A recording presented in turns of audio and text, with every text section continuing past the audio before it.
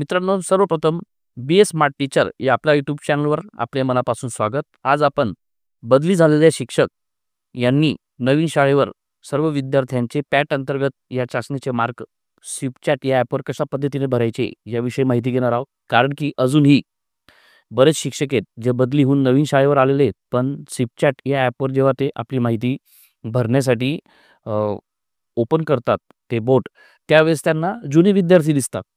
मग अशा परिस्थितीमध्ये त्यांनी काय करावं याविषयी डिटेल माहिती आपण घेणार आहोत.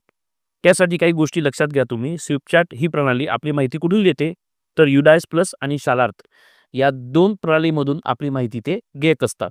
मग जोपर्यंत युडायस पोर्टल आणि शालार्थ या दोन्ही पोर्टलवर तुमची माहिती अटॅच होत नाही, अपडेट होत नाही, म्हणजे नवीन शाळेमध्ये तुम्ही जोपर्यंत जॉईन होत नाही या दोन्ही पोर्टलवर, तोपर्यंत स्विपचॅटवर तुम्हाला नवीन शाळेतील विद्यार्थी दिसणार नाहीत. आज रोजी सर्व शिक्षक युडायस प्लसमध्ये नवीन शाळेमध्ये अटॅच झालेले आहेत, परंतु शालार्थमध्ये अजून ते अटॅच झालेले नाहीत. या ठिकाणी एक लक्षात घ्या, ज्यावेळेस आपण शालार्थमध्ये ॲड होणार आहोत नवीन शाळेवर किंवा अटॅच होणार आहोत, तिथून 15 दिवसपर्यंत हा सर्व डाटा 15 दिवसापर्यंत ते अपडेट होत असतं. जास्तीत जास्त 15 दिवस असतं, कधी ते 10 दिवस 8 दिवसामध्ये सुद्धा अपडेट होतं.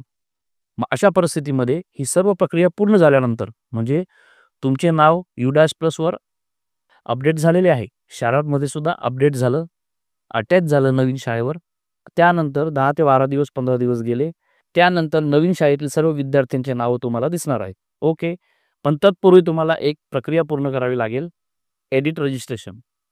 ती कशा पद्धतीने करायची ते पाहूया. त्यासाठी स्विपचॅट हे ॲप आपण ओपन करूया. या ठिकाणी सर्वात खालच्या बाजूला आपल्याला 4 डॉट दिसणार आहे, त्यावर क्लिक करा. या ठिकाणी 3 पर्याय तुम्हाला दिसतील, त्यापैकी एडिट रजिस्ट्रेशन या ठिकाणी क्लिक करा. आता आपल्याला स्कूल कोड विचारला जाणार आहे, म्हणजे इथं आपल्याला नवीन शाळेचा युडायस नंबर टाकायचा आहे आणि सेव्ह या बटनावर क्लिक करायचं आहे. त्यानंतर इथं शाळेची संपूर्ण माहिती आपल्याला दिसणार आहे. सदर माहिती बरोबर आहे यासाठी आपल्याला येस दिस इज करेक्ट या टॅबवर क्लिक करायचं आहे. त्यानंतर आता आपल्याला टीचर कोड विचारण्यात येणार आहे. टीचर कोड हा आपल्याला आपल्या शालार्थमधून मिळणार आहे, म्हणजे आपले जे पगार बिल असते त्यातील इनर पेजवर असतो. हा कोड 02 DED या पद्धतीने सुरू होतो. हा कोड आपल्याला इथं सबमिट करायचा आहे. त्यानंतर सेंड या बटनाला क्लिक करायचे. त्यानंतर या पद्धतीने आपल्याला टीचर कोड, स्वतःचे नाव आणि स्वतःचं पद या पद्धतीने मेसेज येईल. सर्व माहिती बरोबर असेल आणि सर्वात शेवटी कॉंग्रॅच्युलेशन्स आपलं नाव येणार आहे. Your detail has been successfully registered या पद्धतीने मेसेज येणार आहे. आता आपण नवीन विद्यार्थ्यांची माहिती भरू शकतो. तिथं सर्व नवीन शाळेतले विद्यार्थी आपल्याला दिसणार आहे. इन केस तरीही काही कारणास्तव आपल्याला नवीन शाळेचे विद्यार्थी दिसत नसतील किंवा अपडेट झालेच नसतील, तर काय करावं?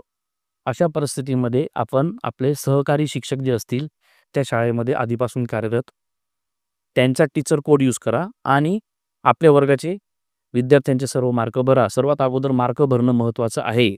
त्यानंतर मग आपण जी प्रोसिजर असेल अपडेट करण्यासाठी ती करा आणि मग पुढच्या वेळेस आपल्या ID वरून आपण मार्क भरू शकता. अशाच पद्धतीने अजून काही अपडेट असेल तर आपल्याला लवकर या चॅनलमार्फत पुरवली जाईल. त्यासाठी चॅनलला सबस्क्राईब करावं लागेल, बेल आयकॉन प्रेस करून. अशाच नवनवीन माहितीसह पुढच्या व्हिडिओत भेटू. तोपर्यंत टेक केअर आणि गुड बाय.